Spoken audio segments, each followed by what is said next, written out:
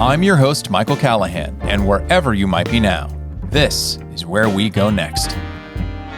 And climate change is a pressing issue that requires both our attention and our action. And the environment is important because, well, largely because we only have the one. But why does so much of modern-day environmental activism seem to only come from one side of the aisle? Our guest this week offers a conservative case for solving climate change. Quill Robinson serves as the Vice President of Government Affairs for the American Conservation Coalition. After graduating from the University of Washington in 2018, he spent a year in Germany as a fellow with the Congress Bundestag Youth Exchange for Young Professionals. Quill lives in Washington, D.C., but is a proud son of Seattle and enjoys escaping to the Pacific Northwest to hike, ski, and fly fish as often as possible. Quill, thanks so much for coming on. Thanks for having me. So to start us off, and to kind of orient those who might not be familiar with the American Conservation Coalition, I'd like to read a description from its website. It's a little bit long, but I feel like it's instrumental in helping people understand what ACC is kind of all about. Quote, "The American Conservation Coalition is a nonprofit organization dedicated to mobilizing young people around environmental action through common sense, market-based, and limited government ideals. ACC was founded in June 2017 by a group of millennials who saw an ideological gap in the environmental movement preventing necessary bipartisan action. ACC believes economic and environmental success go hand in hand, and that everyone should feel empowered to take a seat at the table in discussions concerning conservation, clean energy, sportsmen's rights, agriculture, climate, and much more.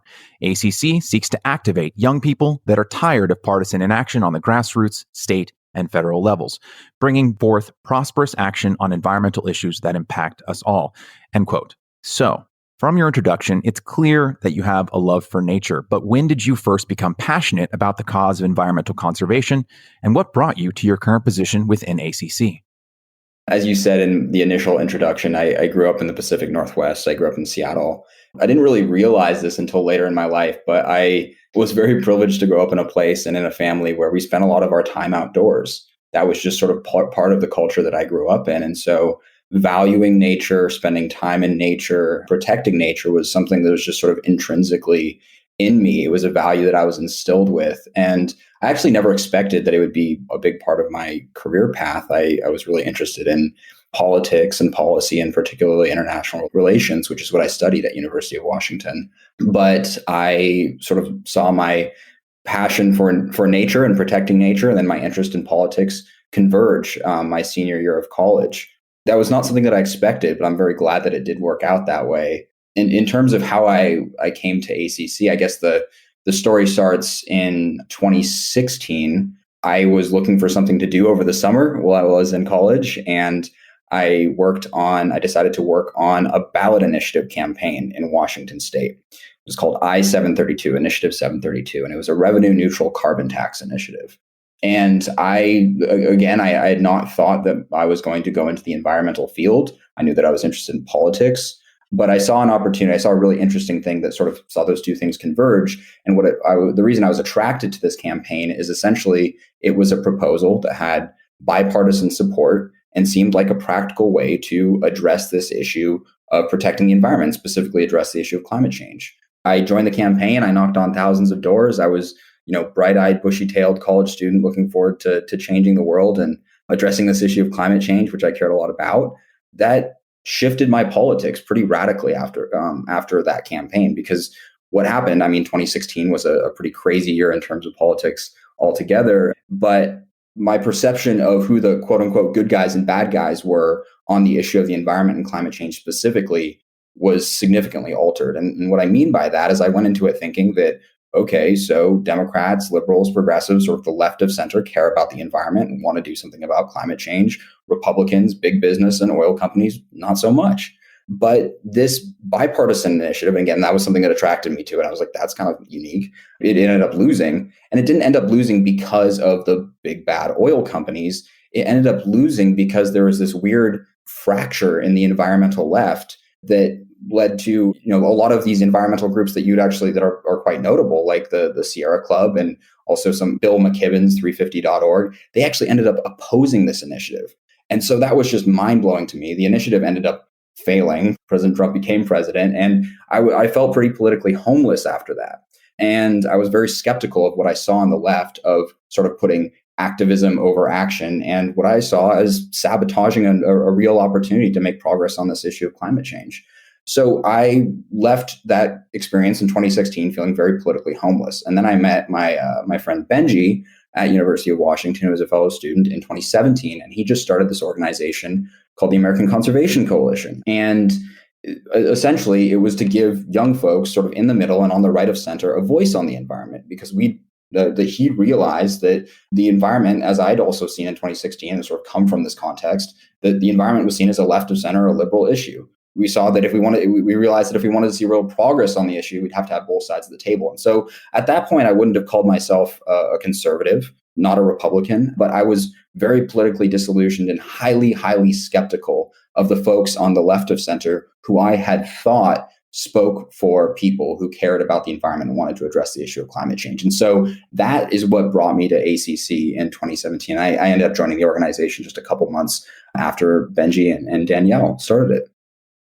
One of the vital things that I feel you were touching on is in regards to people on the left do X and people on the right do Y. It often can mask what is a very diverse group of people who have competing interests, right? Like the idea that everyone on the left is automatically for a thing and everyone on the right is automatically against a thing is kind of a false binary, right? It sounds like you would have identified a few years ago as being on the left, if I'm understanding that right.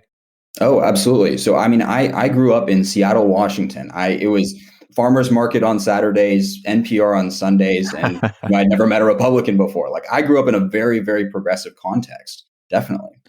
Right. And so the larger point, I think, and I think this is instructive, and one of the reasons that I initially even started this podcast is, I still to this day consider myself center left, although I feel like that old, Reagan adage, I didn't leave the Democratic Party, the Democratic Party left me. I don't feel like it's exactly the same, but I think the larger point here is that you as Quill, your interests and the things that you cared about didn't necessarily change, but your political affiliation, if it did change, did, right? And so I think that that's what's really important. And one of the reasons that I wanted to have you on to discuss ACC, because I feel often when we caricature either side, right, whether it's about the environment or any other issue, as one side being for and the other side being against, it masks a lot of diversity of thought that exists within those kind of false choices. Does that make sense? Yeah, completely. And I think that, like you said, I came from the left. That was my culture that I came from. But when I got skin in the game on this issue that I cared a lot about, I realized that the people who I thought were going to be working on it were actually working on it in a substantive way. So yeah, in a way, the Democratic Party left me, but I also found a set of values and a community that I felt could effectively address this issue. I still don't feel a very strong affiliation with the Republican Party. I certainly don't with the Democratic Party. But, in my sort of conception of small c conservatism, I see a path to solutions on these issues that I care about. And, the environment and poverty and a number of other issues that are, traditionally considered left are actually the things that get me up in the morning and get me really excited and wanting to lean in. But the way that I see that we can best address them are what I would consider small c conservative. Yeah, and I totally get that. I think the most important thing, and I imagine you would agree, is that values in and of themselves are bipartisan. It's just that the ways in which we attempt to solve the problems that we care about might fall on the left to right spectrum. But the values of wanting to, let's say, conserve the environment, that you can find a lot of agreement between conservatives, quote unquote, and quote unquote liberals around wanting to do that. It just tends that the solutions tend to fall on the right or the left. And that's just a point that's a little orthogonal to our conversation, but I wanted to hammer home because it's a kind of thinking that I'm trying to disabuse myself of. And I think it's an important point.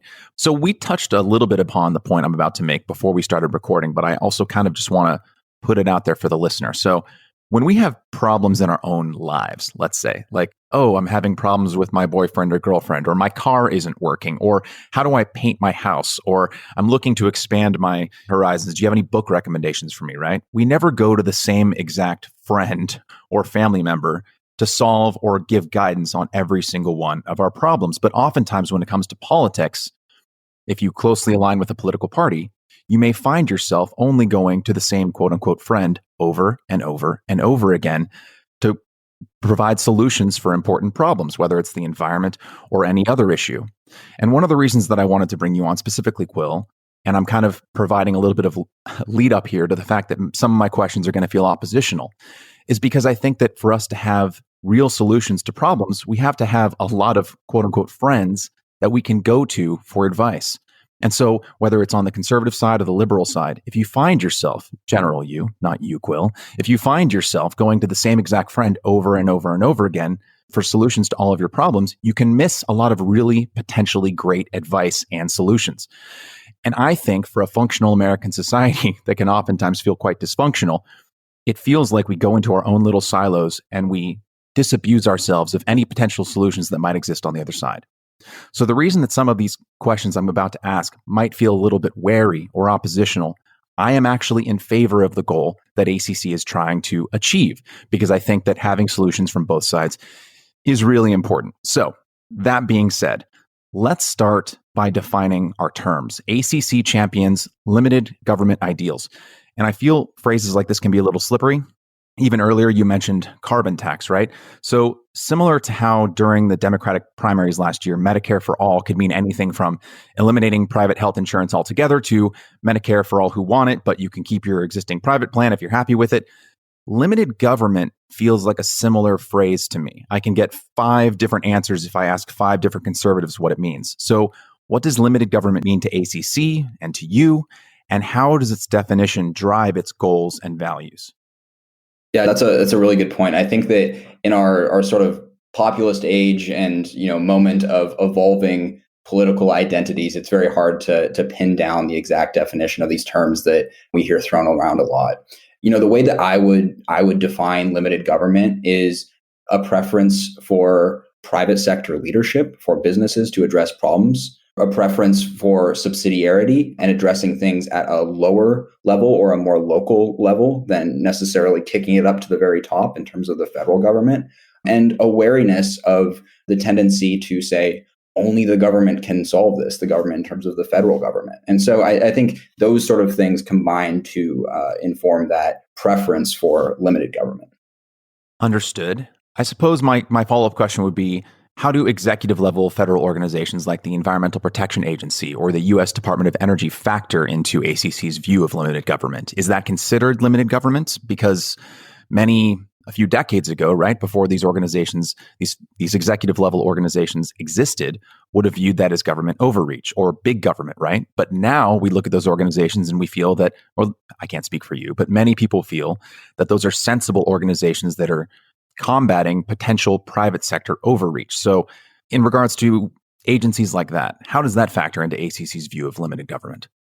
Yeah, absolutely. I mean, the EPA was founded by a Republican, Richard Nixon. So I think that, that's often something that, when I'm talking to my friends who tend to be on the left is, when I say limited government or small government, that absolutely doesn't mean no government. Of course, there's an important role for the government to play and for those agencies to play in terms of addressing issues like climate change. I guess, to make it a little bit more concrete, I think that take the Department of Energy, right? We support, and we've supported legislation which supports the Department of Energy investing in early stage technologies, in energy technologies that are not yet marketable and scalable. So I think that's a role that we'd like to see, but we wouldn't want to see the Department of Energy throwing billions of dollars at a particular technology which is already scaled and doing well in the private sector and on the open market. So it's not so much no government or has to be as minimal as possible, but it's a preference for. It's saying, what is the specific role that the government can fill here, and then leave the rest to the private sector. And, not just when I say the private sector, I don't just mean big business and corporations. I mean NGOs and local groups and, those little platoons that Burke likes to talk about that are so important in addressing these sorts of issues. And particularly when it comes to an issue like climate change, which is global, it is a massive issue. There's an important role for the federal government to play and for these agencies to play. But sometimes they actually make it harder for us to address these issues. And when there's particular things that can be addressed better on a local scale. That makes sense. I think that's a coherent definition. To continue to kind of define our terms, another important tenet of ACC is market-based solutions. So I want to better understand how ACC defines market-based, right? Because the Center for Climate and Energy Solutions, which is the successor to the Pew Center on Global Climate Change, it works closely with city, state, national governments, along with Fortune 500 companies, champions market-based solutions as a key part in the puzzle of fighting climate change. But it defines market-based approaches as including things like a carbon tax or a cap-and-trade program, citing cap-and-trade programs for sulfur dioxide, which is the cause of acid rain, created by a bipartisan Congress and signed by George H.W. Bush in 1990. So states have since passed their own cap-and-trade programs, including California and your home state of Washington. Do these programs fall under ACC's definition of market-based solutions, and are these programs the organization supports? Yeah, so a cap and trade program and a carbon tax are definitely examples of market-based solutions, right? They foster competition rather than just picking winners and losers. Our position on those two particular policies has a lot to do with the political considerations right now. And what I mean by that is a big focus of ACC is taking pragmatic and incremental steps to address environmental issues. And within the context of climate change, we don't see those as the best opportunities, ahead of us right now. And so those are things that we're not focused on. We're neutral on them. And there's lots of other organizations that do focus on those market-based solutions. So that's, those two things are not things that we are actively advocating on. Those are good examples of market-based solutions. And so what does market-based solutions mean to us and sort of in our context? Again, that sort of ties into what I was mentioning before around the government playing a role with early stage technologies, but just sort of looking at energy broadly. We don't think that folks here in Washington, D.C. necessarily know what the energy technology that is going to rise to the top, what that is going to be 10 years, 15, 20 years down the line. So to us, market-based means a preference for competition and for the private sector businesses to take a leadership role on this. Because we don't think that the taxpayers, we should be underwriting best guesses. And we think that, when it comes to something as complex as climate change and as complex as how we provide energy and power America, that competition and innovation and that sort of environment that is fostered in the private sector is actually most conducive to seeing the results that we want to see. Yeah, I'm 100% with you there around the idea of government picking winners and losers, because the main problem there with picking a winner or a loser when you don't yet know what the winner is going to be, it reminds me of an article that I just recently read, a rather tragic one on Alzheimer's research. I can't remember all the fine details because a lot of it is a little bit wonky for me. But basically, it goes back to around 1990. A leading group of scientists believed that they had discovered what the cause of Alzheimer's was. And in a benevolent effort to try and pursue the cure for Alzheimer's as quickly as possible, they not only dedicated all of their attention to this one potential cause, but actively encouraged journals and funding organizations to disregard any other scientists who had competing ideas of what was causing Alzheimer's. Flash forward 30 years later, it turns out that idea of what that specific cause was that was causing Alzheimer's might not be really as rock solid as they thought it was. But for 30 years, they were disincentivizing any other research into what is a real problem for many Americans, elderly and otherwise. And I think that's a similar problem that you articulated well here with the government choosing winners and losers. Well, what if the government were also getting involved with things like Alzheimer's or cancer research, and it led to preventable deaths or preventable disease? So I think that's a real issue. But one of the things that you mentioned was how ACC promotes pragmatic and incremental steps. So I think the thing that might flash in listeners' minds when they hear about incremental and pragmatic is a lot of times when we talk about climate change, and I think that there is truth in this, and I'd love to hear your thoughts on it, the time for climate change action is now, and that the threat of climate change and its effects is real. I imagine, and I don't want to put words in ACC's mouth, that they don't necessarily share the idea of, let's say, an AOC or a Greta Thunberg that in 9 years we're going to reach a red line. Perhaps ACC does. I'd love to hear your thoughts. But how urgent does ACC, do you feel that the cause of climate change is? Where might the red line or point of no return be? And how can incremental pragmatic solutions get us to where we need to be fast enough to beat this crisis? Totally. One of my favorite questions. I think, in terms of what AOC and Greta Thunberg and some of these other folks more in the sort of progressive environmental space have said, a lot of their statements don't line up to the science. And I think that that's really counterproductive because I think that we have a duty to be honest to people about what the science says. That being said, very serious problem that we face in terms of climate change. And I think that we have an imperative to reduce greenhouse gas emissions in an ambitious fashion and also prepare, the other part of this, right? Like, so it's both mitigation and adaptation, prepare these communities for the changes that are already happening from climate change. And I think that that's quite an urgent thing that we need to do. And the science indicates that. There's certainly going to be more information that comes out in the years and decades to come about how well we are doing and what we need to do more of and that sort of thing. And we will adjust accordingly. But I actually think that the doom and gloom, hair on fire rhetoric that we hear is really counterproductive. Because I actually take, what I say is like, I take climate change far too seriously to wait for a Green New Deal. I think that it's incredibly urgent. I think we need to be acting now. And so what does that look like for ACC? This kind of snuck in the end of year omnibus package, which is just a code word for when Congress waits around and doesn't actually do their job and then throws everything into a bucket and passes it at the end of the year. There was the most significant piece of climate legislation in over a decade. That happened at the end of this year. It was called the Energy Act of 2020. And that's something that ACC activists were sending emails on, writing op-eds about, reaching out to their members of Congress and posting on social media about and pushing Congress to do. And the Energy Act of 2020 included investment in battery storage, which is crucial to unlocking the power of renewable energy. It included investment in carbon capture technology and small modular reactors, investment in clean energy technology, a whole bunch of other things, which will substantively result in lowering greenhouse gas emissions. And that happened. Folks across the political spectrum, or mostly in the center, but folks on both sides of the aisle recognize that this was the biggest step in terms of climate change that we've taken in over a decade. And the reason that I bring that up is it an incremental step? Is it yes, it's not going to fix climate change, but we moved the ball down the field here in a really significant way. One of the unfortunate things about the Energy Act of 2020, or almost unfortunate things that happened, is you had over 300 progressive environmental groups actually writing letters to members of Congress saying, oppose this, it doesn't do enough. And so that kind of goes back to my experience in 2016, where you hear a lot of the folks who are most vocal about climate change often oppose incremental action. And my perspective is, and ACC's perspective, we'd rather be working on solutions today and taking bites out of this problem and taking steps forward and lowering greenhouse gas emissions on an incremental basis than waiting for a silver bullet, because we're wasting time if we're waiting for a silver bullet. And so that's kind of our approach. We have some great wins on our record that have resulted in greenhouse gas emissions being lowered. And that's really our approach. And we're not going to wait around for the quote unquote perfect solution or a silver bullet.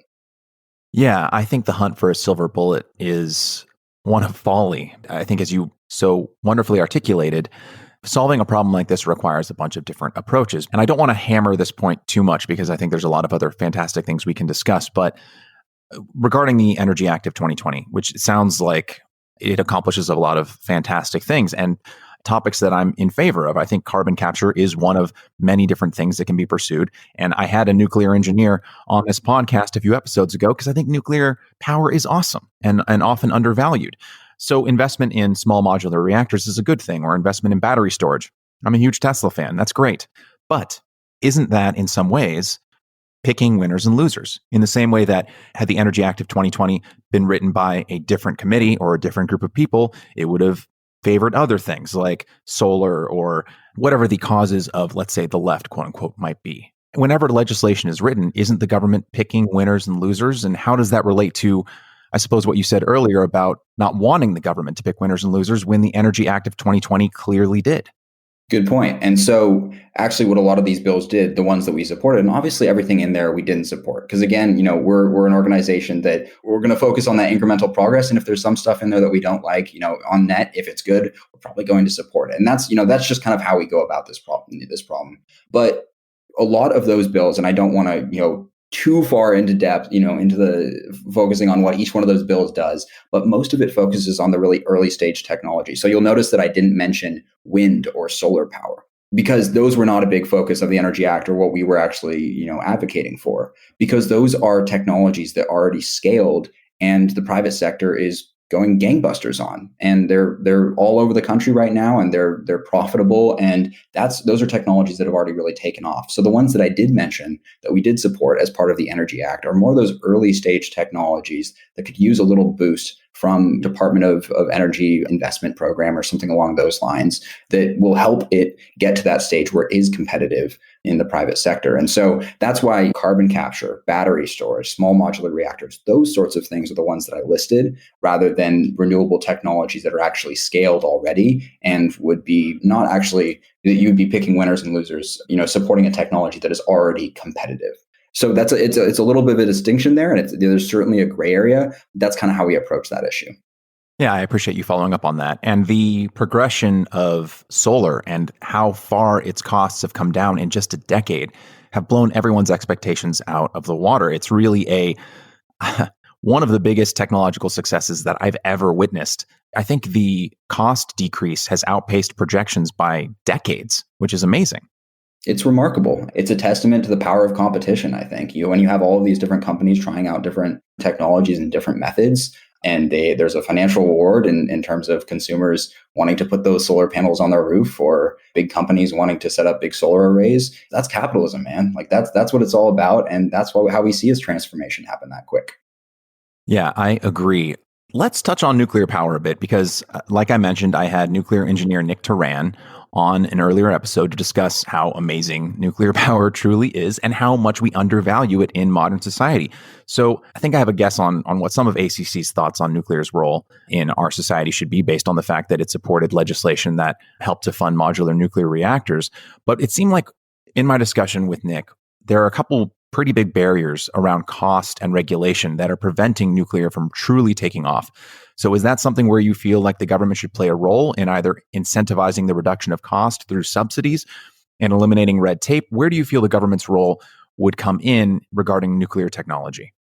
Sure. Well, generally, we're very supportive of nuclear, and we follow the science on it. And I think that should be the litmus test. I think nuclear is a really interesting litmus test for climate activists, right? Because if you are very against nuclear and don't support it as part of climate solutions, that's anti-science. And if you're for it, that is following the science. And so that's a really interesting distinction that I've seen in the climate movement, because often that is a criticism leveled by folks, in the progressive climate movement about following the science. Anyways, in terms of what we can focus on, I'm really excited about small modular reactors, and you're seeing a lot of private sector leadership on this. Obviously Bill Gates is pouring a ton of money into TerraPower, which is this great company out in Washington State, which is doing some really exciting things there. I think there is a role for the government to play, particularly in next generation nuclear, like those small modular reactors. The red tape is definitely another area that we need to focus on. And that can be a little bit of a dicey topic, right? Because I think we all realize, like, okay, we definitely want some regulations on nuclear. There's pretty serious consequences if that goes wrong. But one of the areas that we could focus on is sort of the permitting process. It can take a decade to permit a new nuclear plant. And that's a really important consideration, right? Because that makes it incredibly expensive. That's something that the government could work to streamline in order to expand our nuclear fleet. And I think that that's a really important thing for our legislators to tackle, so that we're not having the folks who are trying to build these reactors are not having to wade through that red tape, because nuclear is a really important climate solution. It's a baseload energy, and it's something that has the science behind it. I think most people who are really invested in addressing this issue of climate change understand that it's an important tool in our tool belt to reduce greenhouse gas emissions. The conversation around nuclear and progressives, and whenever I say things like progressive or conservative, I'm speaking with broad brushes here, right? But anytime I hear progressives fight against the adoption of nuclear technology, it really kind of reminds me how the word science, or the phrase follow the science, is oftentimes used as a bludgeon rather than a statement of fact. Because I think, as you rightly said, following the science and how energy efficient and how safe nuclear technology truly is, when you compare it to even things like wind and solar, following the science would lead you right down the path of nuclear. But you mentioned red tape, and I think that brings us to what I feel is a tension that is kind of inherent between a small government or limited government and environmental conservation. I mean, I come from a family of small business owners. I'm pro-capitalism within reason, not pro-corporatism, but I think capitalism is the driving engine that makes America successful within reason. But private industry can and has cared about the environment because private companies are made up of people like you and I, and they have a variety of passions and causes that they care about, like individuals have a variety of passions and causes that they care about. Some business owners are deeply invested in the environment, but others don't give a crap, right? Humans are diverse, as history has shown us. So for every human motivated by profit and altruism, like environmental conservation, there are those that are going to be motivated more purely by profit without care for what may happen as they pursue their goals.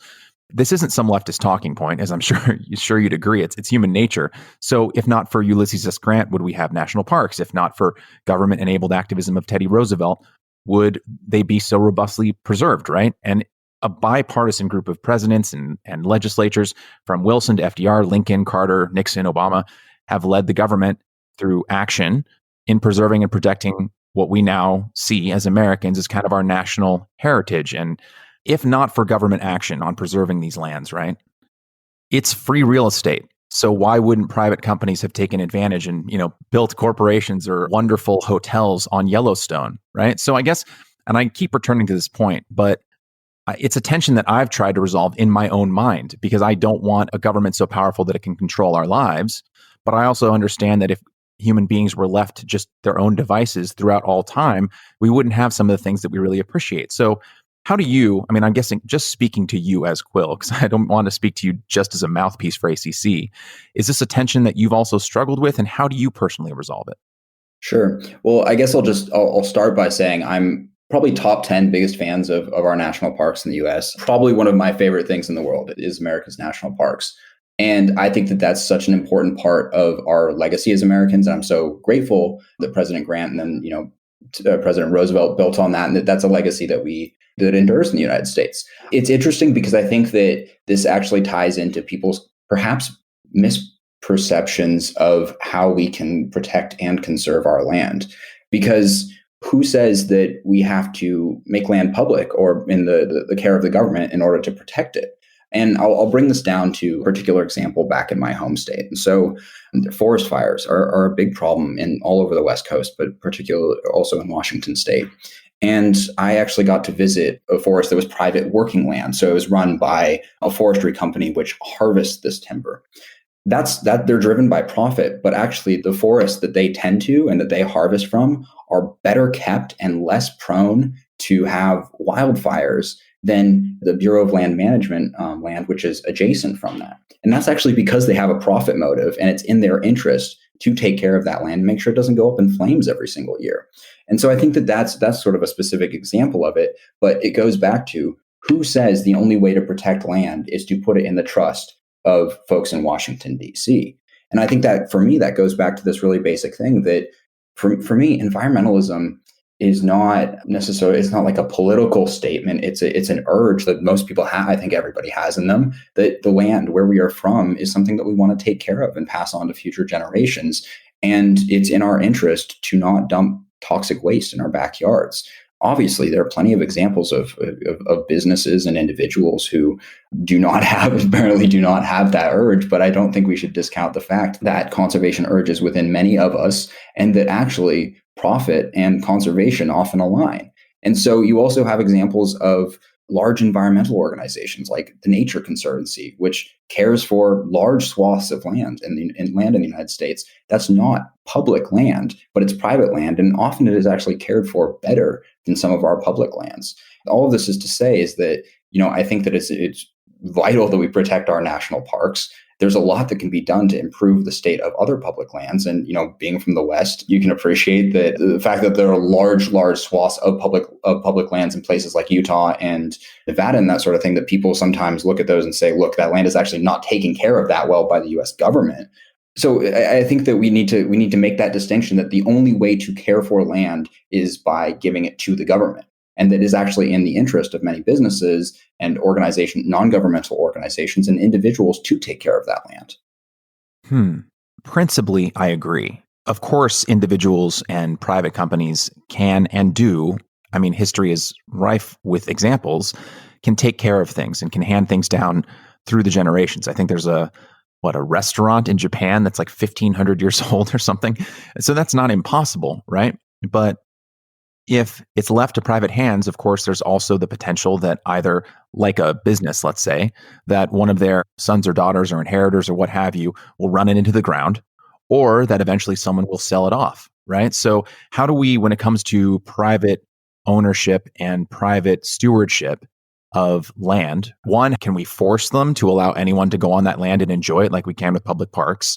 And two, what's to prevent someone who comes along? Let's take you, right? Let's say Quill Robinson has a plot of land and then you pass away at the ripe old age of 110, right? But then your great great granddaughter's like, screw this, I want to go to the casino, and just sells it. So I guess my question is how do we resolve that when it comes to private ownership? Again, in principle, I'm with you there, but I see potential problems. What are your thoughts? I mean, I think that we want to make sure that people have a direct vested interest in caring for that land. And, my limited government preference and my observations of sort of examples of this tell me that when you have people who are there, who are on that land, who are closer to it, that they actually have a stronger vested interest in making sure that it's well maintained. Now, I'm not someone I'm a strong supporter of our public lands, but again, like looking at some Western states where you have up to 80 or 90% of the state in the federal trust. And often that limits what people can do on that land, like grazing their cattle, which is not necessarily environmentally destructive and can be done in very sustainable ways. That the fact that that's quote unquote protected by the federal government actually inhibits the ability of the people who are on that land to use it for productive purposes that are in line with our conservation goals. And so, I mean, there's a million different examples that we can go into here, but I think that, there's this perception that I think we need to break this perception that the only way to ensure environmental sustainability is to put it in the trust of people who live 2,000 miles away and don't necessarily know the reality of on the ground. Yeah, I think that's a good point. I mean, I'm personally of the idea that local government governs best because the local government understands the needs and wants and desires and livelihoods of its local citizens. Slightly off topic, but are you familiar with the work of Michael Schellenberger? I am, yeah. Yeah, he kind of sprung to mind while you were talking because last summer, while there were fires ravaging California, I was talking with a lot of my friends here in Los Angeles it's Los Angeles, so most of them were liberal. And endlessly, I just heard about, climate change, climate change, climate change. These fires wouldn't be here if not for climate change. And of course, that's partially true. I was reading some of the work of Michael Schellenberger on this exact topic. I think he probably went through a similar journey to you. He saw himself kind of squarely on the left in the early 2000s and has now rethought some of his stances. But he made the great point that maybe 10 or 15% of the fires that were ravaging California were due to climate change, right? They made the fires more intense and 10 to 15% more likely to happen. But a lot of that was just really poor stewardship on behalf of the California government. They weren't doing controlled burns in the forests for many, many years. So you had all this dry timber that was building up that basically made California forests a tinderbox for wildfires. And I think oftentimes a lot of this just gets completely obscured in this binary thinking. I think you really nailed it on the head. Whether it's public or private, really good stewardship is important. And when stewardship is not respected, things like this can happen, private or public. Does that sound right? Yeah, completely. And I'm really glad that you brought up the point of the forest fires, right? Because I think that's one of the challenges of climate change. And like I said, climate change is my big issue. It's something that I care a lot about. But often, and that was a particular example of when people sort of blur the lines between climate change and other environmental issues. And there are ways that they intersect, of course, but it just is not scientifically accurate to attribute a hurricane or a wildfire to climate change. Climate change, according to the science, exacerbates those things. It doesn't create them.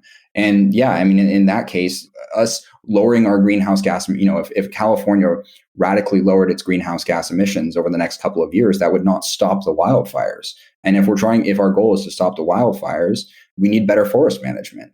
And that actually kind of goes back to the point around having better stewardship and more localized direction on how we do that effectively. But that's a difficult thing for people to wrap their heads around, is that there are other environmental issues that we need to address through good stewardship. And we also need to address this issue of climate change, but that climate change is not this all-encompassing environmental issue that by reducing greenhouse gas emissions, we can solve all of these other ones.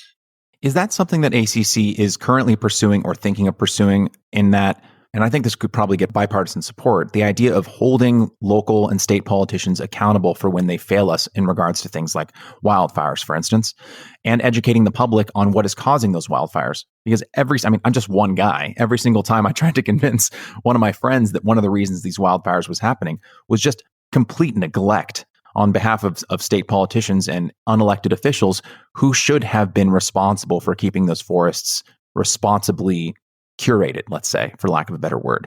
I wish that there were organizations, and perhaps ACC is pursuing this, that would try and hold these people accountable and elect people who would be better stewards of the environment. Is that something that ACC is interested in? Certainly. I mean, and that's something that we definitely have written op-eds on and have done education on is trying to add some nuance to that conversation. And I mean, I actually, it's funny because there is a bipartisan bill that was introduced last Congress to improve forest management. It was from Senator Dianne Feinstein and Senator Daines from Montana, like far left Democrat, pretty hard right Republican, working together on this issue of forest management. But somehow the sort of public conversation on those wildfires was all about climate change, and it was not exactly scientifically accurate. And that also goes back to sort of our focus on localism, subsidiarity. When you have people who live 10 minutes away who are accountable for these environmental issues and stewardship, and you can hold them accountable, that's a lot easier to do than someone who lives in Washington, D.C. And that's why that subsidiarity point and why that localism point is so important is, like you said, you trust local government is a lot easier to hold accountable. But yeah, I mean, I think that that's definitely something that we're pursuing both through education and then working on policy solutions that can better address these sorts of issues. Yeah, I think that's well said. This next question is going to require a little bit of runway. It's about a video that you made or released a part of for ACC last year, and it was kind of touching on the commonalities between COVID and our desperate need to fight climate change. So if you just allow me here, I just need to set the stage a little bit. In that video, you were discussing one of ACC's key initiatives, which is the American Climate Contract. And you said that for Americans to tackle climate change, we need to find common ground by, quote, making the consequences clear to Americans on a personal level, end quote. You referenced, like I mentioned, our current public health crisis with COVID as an example, citing, quote, how people in the US and around the world have shown an amazing sense of solidarity and collective action, a willingness to band together to avert catastrophe. End quote. You go on to say that, quote, if we truly want to rally the American people around a solution that will improve all of our lives, we need to explain the problem at a personal level. We need to present solutions that make sense to everyone, end quote. Now, on a broad level, I completely agree with you. The only way we can tackle such a monumental issue like climate change is through collective action. We can't just all of us do it ourselves. We need to band together. But I wonder if, based simply on human psychology works, if the private market and private citizens in general, if they can be incentivized to act on threats that aren't immediate. So if we take COVID, for instance, right, the example that you used in the video, our government was warned by experts in the field for years that it was only a matter of time until a global pandemic struck. Our world was too interconnected, they said. Viruses were going to spread quickly and globally. We had SARS, MERS, H5N1, all within the last 2 decades as omens for things that were yet to come. And yet the American government was completely blindsided and caught off guard by COVID. We can see the lesson repeat itself throughout history, right? The federal government and the Louisiana government were warned for decades about the inadequacy of the New Orleans levees, but nobody appreciated the warnings until Hurricane Katrina showed that those warnings weren't heeded. So I guess my larger point, and I appreciate you giving me the time to elaborate on this, is we humans tend to be really terrible at preparing for catastrophic events when they're abstract and not immediate. And yes, we might be having more hurricanes or slightly more intense fires, but how can we alter the course of climate change if, based on humanity's track record, we won't be reacting to it until Seattle's already a desert? Yeah, I mean, climate change is almost like some evil economics professor cooked it up for a particularly hard econ exam for his students. It's a collective action problem. There's a delayed response to it. It's intensely politically charged.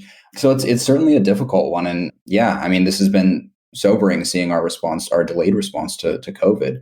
I'll just tell you a quick story to illustrate, one of the points that I think is really important here, and that's messaging on climate change. So before COVID, back last February, I flew to Iowa and spoke to a group of young Republicans in Ames, Iowa. And it was like more MAGA hats than you've ever seen before, like uniformly, all Trump, very, very strong Trump supporters in a very conservative part of our country. And I got up there and I talked about climate change for 20 minutes. You'd probably guess that that's like not the best audience to do that in front of. But I was really pleasantly surprised because at the end of it, a lot of people came up and approached me and said, yeah, we're Christians. Like many of us are in the agricultural sector. Of course, we care about being good stewards of the environment, and we've seen some of the effects of the greenhouse effect. And so, I think the messaging on climate change is incredibly important, and who is talking about it. And I know that this is sort of like a tired criticism that's been brought up for a long time, but it really does matter that John Kerry and Al Gore are flying around in private jets talking about how we need to lower our greenhouse gas emissions. I'm culturally from Seattle. I'm from a progressive place. I went and saw An Inconvenient Truth when I was like 10 years old with my family. But from what I've heard and from listening to, many of our activists who are part of ACC and many of my friends who come from more conservative areas of the country, it really, really irks them when those people are the messengers on this issue. And that's had a lasting effect. And so I think what we need to do is change the messengers. And that's part of ACC's goal, is to be an authentic voice that respects and understands and can speak to folks on the right of center about this issue. And we also need, I think the other part here is aligning incentives. I think a lot of often climate change is framed as we are going to have to sacrifice economically and in other ways in order to address this issue. And to a degree that's true. But I think there are a lot of things that we can do which will create both economic and environmental prosperity. And I think that's something that we need to focus on to get our messaging better. Is, this is a serious threat that we need to address, but we need to lean in on these opportunities that are actually going to make our lives better, not just environmentally, but economically, and create new jobs and that sort of thing. And I'm pretty encouraged by some of the way that President Biden has framed some of this, because tying it together and saying, look, this is an opportunity to create new clean energy jobs and green jobs and that sort of thing is the right way to do it. And so I think that it's aligning incentives and saying, look, this is you're not only doing this for the good of the planet, but this is in your economic interest. And then also switching up some of these messengers and understanding that a lot of the folks who have been the go-to messengers on climate change are actually having sort of a counterproductive effect on the people that we need to win over on this issue. I have seen how some people on the left will talk down to people on the right about a whole host of issues, and I can understand how that can be really grating and demoralizing when someone isn't talking to you like an equal, like a human being, but as someone that they feel is below them, which I think is a total non-starter. So I think that your point about people needing to hear about important issues from their own quote unquote team or from their own side, I think that's valuable. But if conservatives need to hear about climate change from fellow conservatives, or let's say conservative sympathetic speakers, if conservatives care about preserving the environment, which I know that they do, I have family members who are conservative, who like hunting, who like preserving the environment, who have acres of land that they care for deeply, who don't want to see it disappear. So I know that they care. I know it on a personal level. But where has everyone been? Why did it take ACC, an organization that I'm glad that it exists now, but where was everyone before ACC? And why do you feel like there might have been a vacuum of conservative voices before an organization like ACC came about? Yeah, I'll try to give you the short answer on that one, because that is a long, long history of a lot of different events that sort of led to the point where we're at today. But just quickly, the conservation president, Teddy Roosevelt, Republican. The guy who created the EPA, Richard Nixon, Republican. The man who signed the Montreal Protocol, huge environmental step forward. That was Ronald Reagan. Clean Air Act updates. That was H.W. Bush. Like, that's the important thing. And that's what I always start with when I'm talking to folks who strongly identify with the Republican Party, is like, look, this is actually our issue. Conservation, conservative, there's a common root there. This is part of our philosophy, is conserving what we have and making sure that future generations get to benefit from this land and from these resources. That's one. In terms of how we got here, I think that when this issue of climate change sort of came onto the national stage, you had messengers. You had the former Democratic VP of the country and then Democratic candidate in Al Gore in 2000. He was the messenger. And so there was a cultural divide there. And then from my understanding, a lot of big environmental groups, sort of the ones that you think of when you think of big environmental groups, they made a conscious decision sort of in the 2000s era to support Democrats and not give a lot of credit to the Republicans who were actually doing good work on these issues. And so there was sort of not a strong incentive for Republicans to engage on environmental issues. And that had an effect.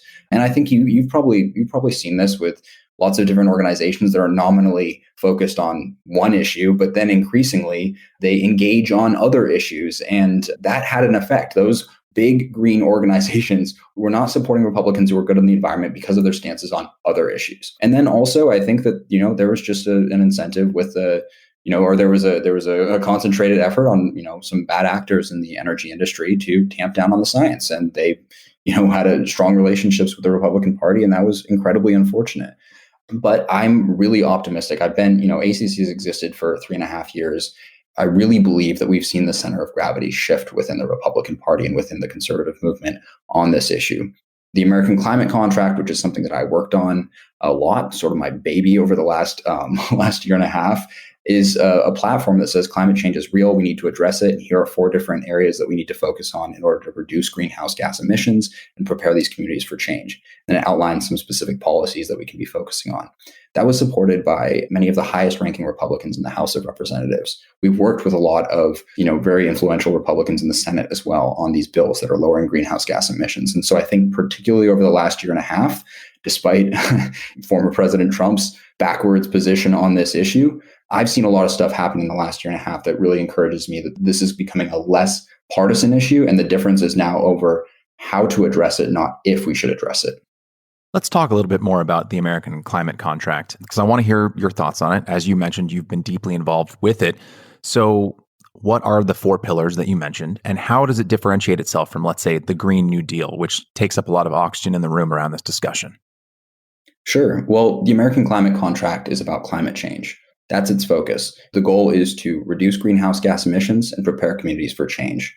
We're not working on healthcare. We're not working on education. We're not working on a whole host of other issues, which are worthy issues that people should be focusing on. But as an environmental organization and as a climate platform, it's focused on climate change. So that's the first thing. The 4 categories are energy innovation. So we actually kind of checked off in a big way with the Energy Act of 2020, that first category, which we basically say that we need to invest in energy innovation and create a thriving, competitive environment for different energy sources to take off and to lower those emissions and offset more traditional energy sources. The second is 21st century infrastructure. So that's upgrading our infrastructure from our energy grid to EV charging stations to coastal mitigation and barriers and the sort of things that would help protect these communities from the effects of climate change. That's going to be a big target for us coming up with the expected infrastructure package. And then the third is natural solutions. And that's something that I'm personally really excited about because I think it's something that a lot of people do not realize. There's a big focus on energy sector emissions and how we can reduce fossil fuels. But what's really cool is that actually you've heard of carbon capture, right? Like they're developing these machines right now to suck carbon out of the atmosphere. Trees and plants are actually carbon capture machines themselves, which I just think is the coolest thing. And so when a tree grows, it sequesters carbon from the atmosphere. And so by planting more trees and having these healthier ecosystems and growing ecosystems, we can sequester a lot of that carbon from the atmosphere. So that's the third pillar. And there's a lot of legislation and things that we're working on in that space. And then the fourth is global engagement, because something that we often forget in this conversation is that the US only represents about 15% of global greenhouse gas emissions. So even if we turned off our economy completely, climate change would still be a problem. And so that's focused on how we can export those technologies and share practices with countries around the world to address this global challenge of climate change. Yeah, that all makes sense to me. All pretty reasonable, Quill. Pretty reasonable. Sorry, that's our brand. Okay. Well, I've got a few questions left before we get to our final question, which I ask every guest. This is another one that's going to kind of require a little bit of runway. What I'm trying to do with this conversation, and I'm thankful that you're allowing me to kind of ask these rather oppositional questions because I think they're important. And I think that you've provided some really great answers. So last year, your, I believe, former ACC National Policy Director, Nick Lindquist, discussed ACC's mission during an appearance on a local Fox affiliate, KWKT, where he stated that carbon emissions are down over 13% since 2007. And based on my research, it may even be more than that, could be anywhere from 15 to almost 20%, which is a not insignificant decline to be sure. But I looked at what the main reasons for this decline were, and I kept coming back to 2 main causes. 1, a seismic shift from coal to natural gas, and 2, the 2008 financial crisis that cratered the American economy. So assuming that you and I agree on these causes. And if you disagree with me, I'd love to hear why. But I have two questions if we do agree. Per the American government's own website, which is the U.S. Energy Information Administration, the switch from coal to natural gas was driven by several factors: low natural gas prices, more efficient natural gas turbine technology, and stricter emission standards. So, in a significant way, and we've touched on this a little bit, so I may be able to anticipate your answer here, but would the market have been incentivized to transition from coal to natural gas without government mandate? And then the second question is, many conservatives and centrists and center-left liberals are concerned about the economic impact of something like the Green New Deal, right? Which is the classic line being, it's easy to have zero emissions when you no longer have an economy. And you kind of touched on this, you could shut the entire American economy off and we still wouldn't be taking a huge bite out of climate change. But if a significant portion of our recent emission reductions have come about as a result of a financial meltdown, why is it used as evidence of progress rather than evidence of the result of economic devastation? Sure. Well, I think that the first part there brings up an important point for me that's a bit more philosophical of why do we want to address this issue of climate change, right? For me, it's because I want a future for our planet, and also that I want my future children to be able to live on a healthy planet and prosper, and for future generations to enjoy the things and live a thriving life. And so I think that it brings up an interesting point where it's like, what cost are we willing to pay to address climate change? There are some incredibly draconian things that we could do that would quite quickly lower our greenhouse gas emissions that would absolutely not be worth it. And I think that that's an important point, is we don't want to address climate change at any cost. There are things that we should not be willing to do in order to reduce greenhouse gas emissions. So that's sort of like a philosophical point that I think is kind of an interesting thing to bring up as we're having these discussions. Like, are we willing to make people suffer? Are we willing to bring the economy to a standstill? Are we willing to spend $93 trillion of our kids' money in order to address climate change? And my answer is no there. But to the other point of this, yeah, I mean, and that's sort of an interesting thing too, is that in a way, fracking has been one of the best things to happen for addressing climate change. That's just a fact, is that because of the shale boom and the natural gas boom in the United States, that we saw a rapid transition away from coal and towards natural gas. And natural gas burns 50% cleaner than coal does. So, and I think this goes back to sort of the discussion around incrementalism versus all or nothing. I'm not super confident that in 150 years we'll be using natural gas to power different things in our economy. But right now, the progress that we've made in terms of emissions reductions because of natural gas is something that we should celebrate. And I think that banning natural gas or banning fracking would hurt the continuation of that trend. That's looking at the science and what has happened there. That's pretty clear to me. And so I think that's another one, sort of like nuclear, where, okay, you want to stop all fracking. That's actually not very scientific. That's kind of my thoughts on those 2 points there. Yeah, I mean, I think that natural gas, while it has its own issues, I mean, I don't think that any energy solution is completely free of any potential second and third order consequences. I think it gets a bit of a bad rap there. But I just want to circle back to that point of, again, according to the US government's own website about what caused the rise of natural gas, it's not that the government forebode coal, but they did enact really strict regulations that caused a lot of coal producing companies to begin looking elsewhere for energy production, profits, etc. And so, to your point about how if we shut down natural gas all of a sudden, which I agree would be not a good idea, it wouldn't necessarily lead to more innovation. But the government's own statistics seem to say that its restrictions on coal production and the standard of coal production caused the ascendance of natural gas.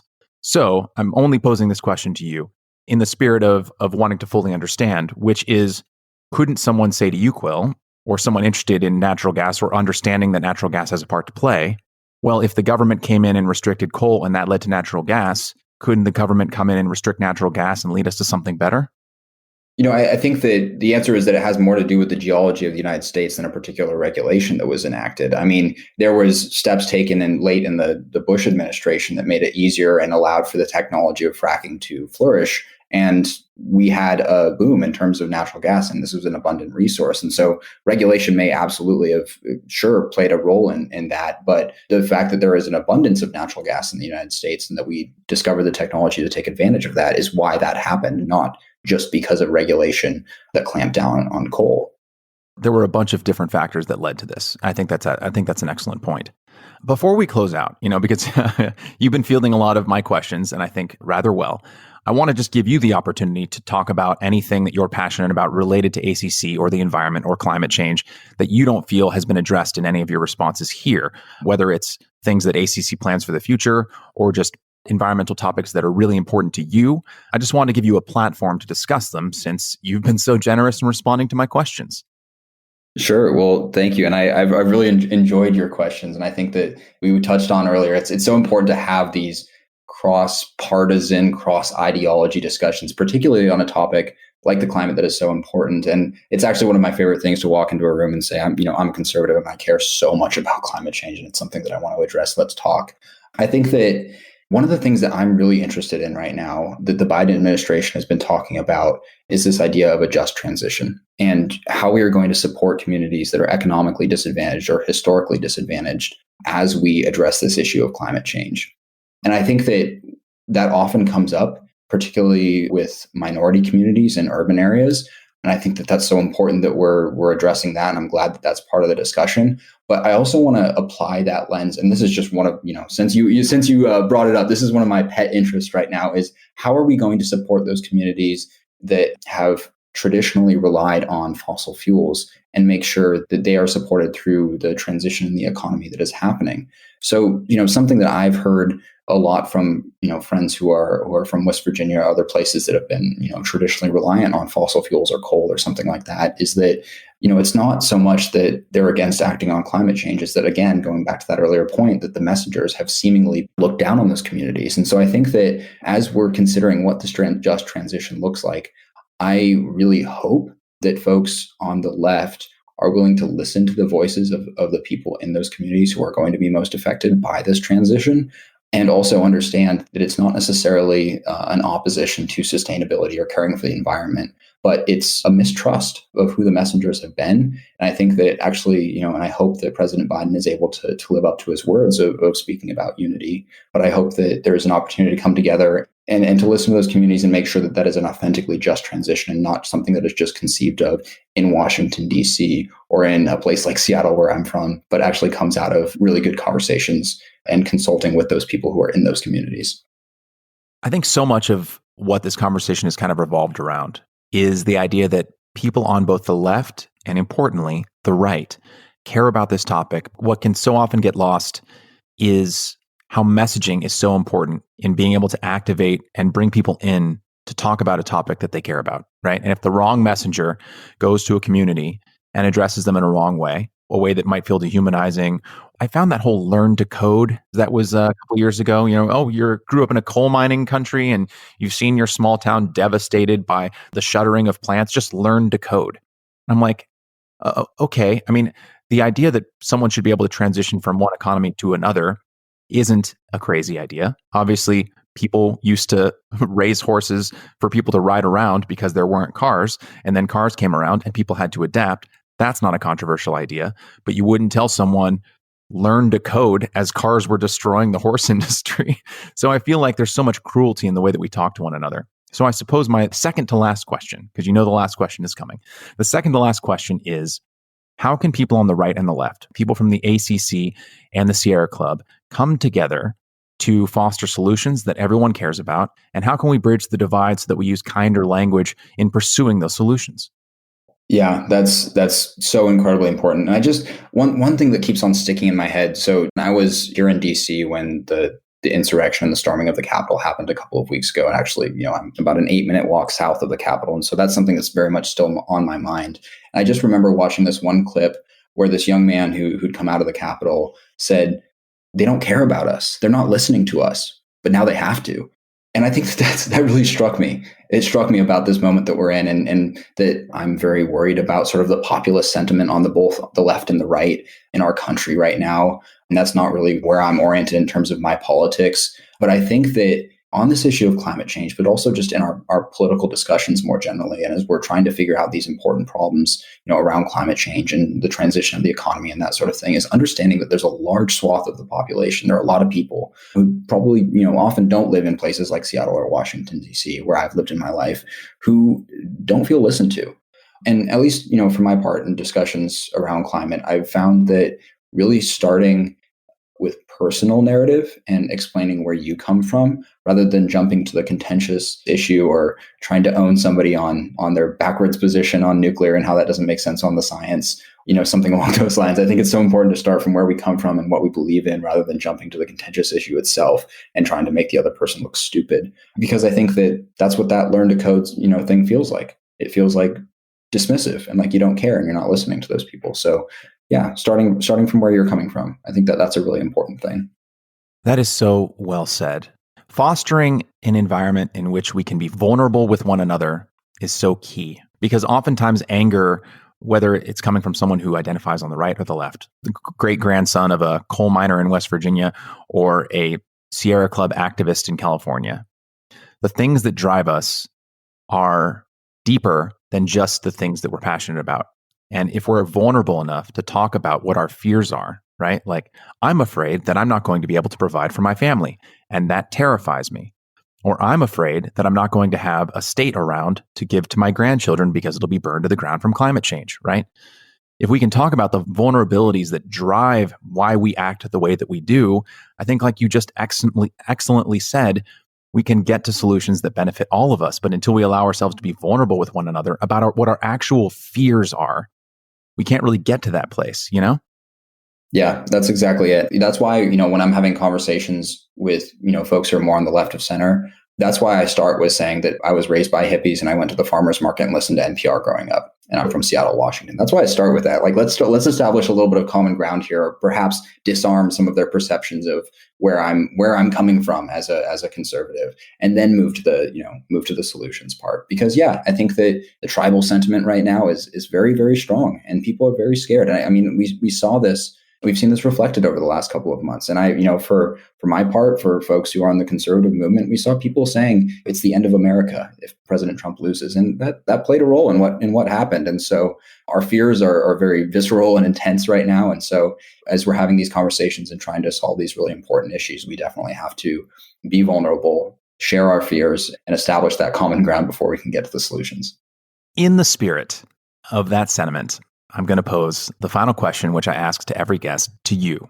We're limited as individuals in all sorts of ways. As you know, we're limited in our time, our energy, and often in our capacity for empathy. Even the most well-intentioned, caring person, and you seem to be on that list, can't be thinking of everyone else, every group of people all the time. It's just impossible. So, Quill, is there someone or a group of people in your life or in the world at large right now, abstract or concrete, that you would like to take a moment and offer empathy to?